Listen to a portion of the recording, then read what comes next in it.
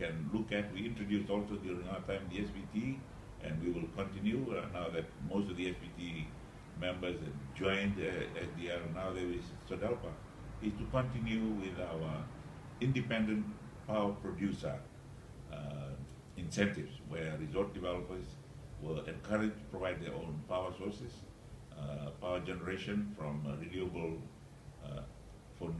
energy, most preferably, and they can have an export-import facility where they import energy from the national grid when their own generation is low, and they export into the national grid when their generation is higher than their consumption. Those are the things that we had earmarked Fiji Electricity Authority to go through in our corporatization program, where Fiji Electricity was supposed to have developed into 3 entities. Fiji Electricity Authority was the regulatory arm that regulates the energy industry, and the generation arm, the dam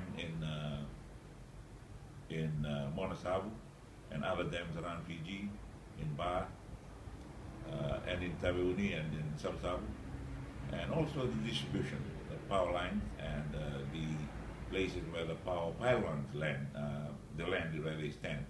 Those were the 3 entities making up the energy industry in Fiji. Recently we have had people putting up their own solar panels and importing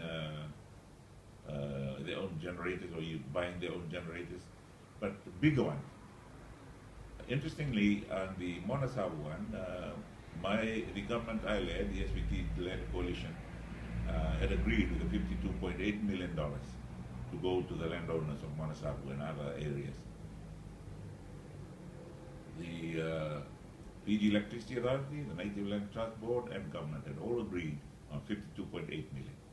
That was not paid by those government, my successor governments, those that were in government after me, the Labour-led government and the SDR-led government under Mr. Garce, and it ended up in court, and I don't know now whether the landowners have received their money or not.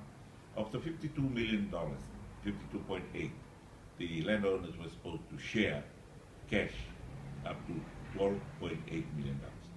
$20 million they should have invested in the generation arm of the electricity industry, and the other 20 in the distribution.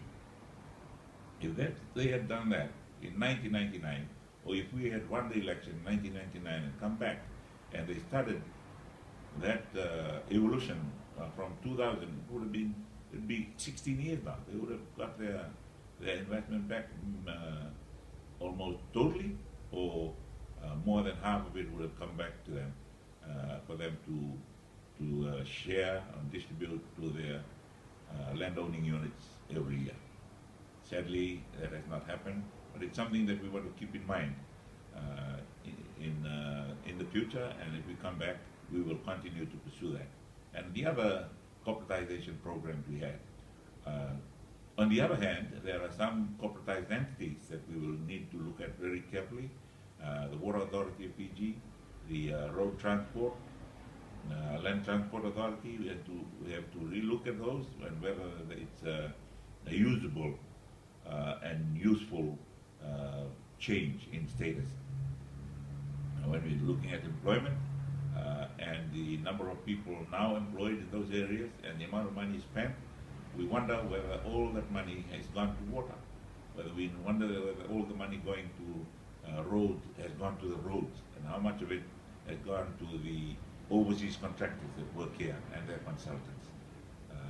It'd be nice to see a corresponding increase in mileage of roads when you localize the workers and contractors and consultants.